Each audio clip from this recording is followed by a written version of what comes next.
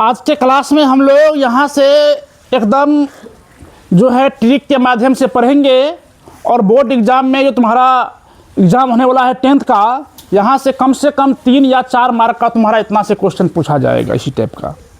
ठीक है, तो देखो इसको हम एकदम मात्र तुम लोग को सिर्फ कॉन्सेप्ट लेवल पे तुम लोग को हमने पढ़ा रहे हैं अभी, सिर्फ तुम लोग को ट्रिक के माध्यम से कि कैसे याद रखा जाएगा एग्जाम में, इसका जवाब कैसे दिया जाएगा, उसका सिर्फ हम निचोड़ यहाँ पे लाए हुए हैं। समझिए बात को। देखो अ का मतलब हुआ अवतल और उ का मतलब क्या हुआ उत्तल, यानी कि चाहे दर्पण हो चाहे क्या हो लेंस हो, हम दोनों का खत्म कर रहे हैं यहाँ पे। अब देखो चाहे अवतल दर्पण है या अवतल लेंस है, एफ तुम्हारा क्या होगा निगेटिव होगा। क्या होगा, चाहे अवतल दर्पण है चाहे अवतल लेंस है, एफ तुम्हारा क्या होगा निगेटिव होगा। और चाहे उत्तल दर्पण है चाहे उत्तल लेंस है, एफ तुम्हारा क्या होगा पॉजिटिव होगा। क्वेश्चन में पूछता है कि उत्तल दर्पण का फोकस क्या होता है धनात्मक, इसी को बोल देना हमको, इसलिए यहाँ पे लिख दिए हैं कि अवतल दर्पण चाहे अवतल लेंस एफ निगेटिव, उत्तल दर्पण या उत्तल लेंस एफ क्या होता है पॉजिटिव।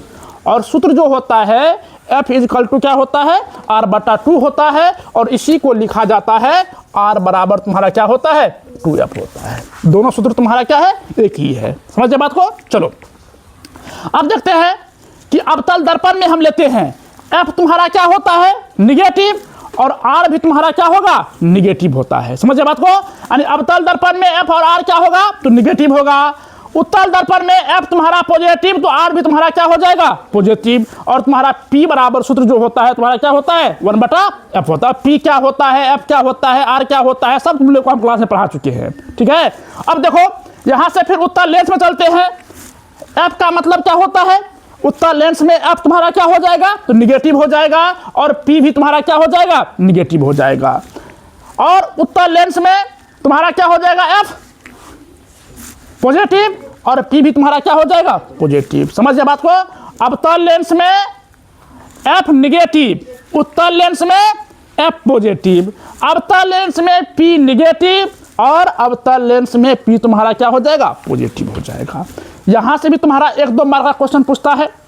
अब इसके बाद देखो हम चलते हैं दर्पण या लेंस में। देखो कोई भी चीज का जो कल्पना करते हैं, कल्पना करना आसान बात होता है, लेकिन उसका जो वास्तविकता होता है काफी क्या होता है कठिन होता है। जैसे हम कल्पना कर लेंगे कि हमारा बोर्ड एग्जाम में 450 मार्क आना चाहिए, तो कल्पना करने में कितना आसान हुआ कि 450 मार्क आना चाहिए, लेकिन 450 मार्क लाने के लिए काफी कठिन परिश्रम करना पड़ेगा, पढ़ना पड़ेगा, तब जाकर 450 मार्क आएगा। तो काल्पनिक को कहा आता है आभासी। क्या कहा आता है काल्पनिक या आभासी दोनों की चीज है। तो काल्पनिक होगा हमेशा क्या होगा सीधा होगा, लेकिन जो वास्तविक होता है ठीक उससे क्या होता है विपरीत, यानी कि उल्टा होता है। काल्पनिक या आभासी हमेशा क्या होता है सीधा, और वास्तविक क्या होता है उल्टा होता है। समझे बात को। चलो अब देखते हैं यहां से, तो इसको कन्फर्म कर लो, 1 मार्क का क्वेश्चन तुमको पूछा ही जाएगा अवतल दर्पण और उत्तल दर्पण का उपयोग 100% तुम्हारा पूछा जाएगा एग्जाम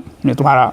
देखो सबसे पहले अवतल दर्पण को कौन सा लेंस कहा जाता है, ये भी तुम्हारा क्वेश्चन पूछा आता है। 2024 का क्वेश्चन पूछा गया तुम्हारा क्वेश्चन है कि अवतल लेंस को यानी अवतल दर्पण को कौन सा दर्पण कहा जाता है तो अभिसारी, और उत्तल दर्पण को अपसारी। अवतल दर्पण को उत्तल दर्पण को अवतल को उत्तल को, ये क्वेश्चन याद कर लो तुम लोग, पूछा आता है बराबर।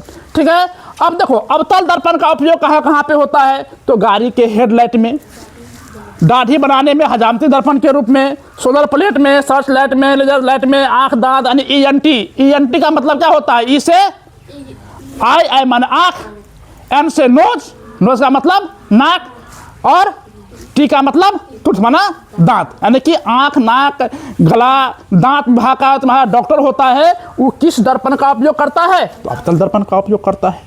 ठीक है, इसके बाद चलो उत्तल दर्पण में चलते हैं। तो उत्तल दर्पण को कौन सा दर्पण कहा जाता है जी तो अपसारी दर्पण कहा जाता है। और इस पे यानी कि इसका जो हम लोग उपयोग करते हैं खास तौर पे तो गाड़ी के साइड मिरर में क्या करते हैं इसका उपयोग करते हैं, और रोड पर लगे परावर्तक लैंप में क्या करते हैं उसका हम लोग उपयोग करते हैं। अब चलते हैं अगला चीज कि दर्पण सूत्र क्या होता है, लेंस सूत्र क्या होता है, दोनों में विद्यार्थियों को काफी कंफ्यूजन रहता है। तो दर्पण सूत्र तुम्हारा क्या होता है, 1/v प्लस 1/u बराबर तुम्हारा क्या होता है, 1/f होता है। और लेंस सूत्र तुम्हारा क्या होता है, 1/v माइनस 1/u बराबर 1/f।